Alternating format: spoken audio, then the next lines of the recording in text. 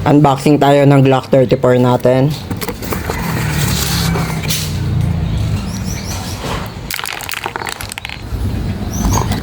So metal siya guys. Solid na solid yan. Black and brown siya, two-tone. Gumamit lang ako ng .20 na BBs. Then yung green gas natin.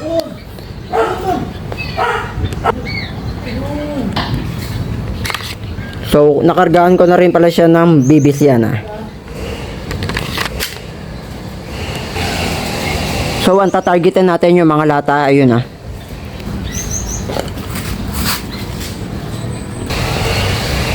So test fire tayo.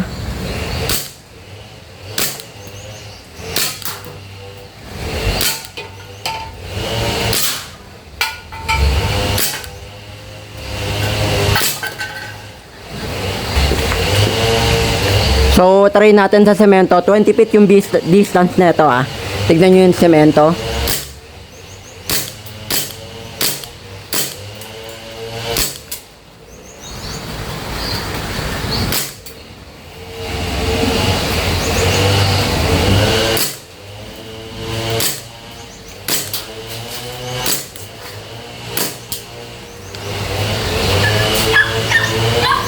So pagka ganyan siya, parang totoo na rin.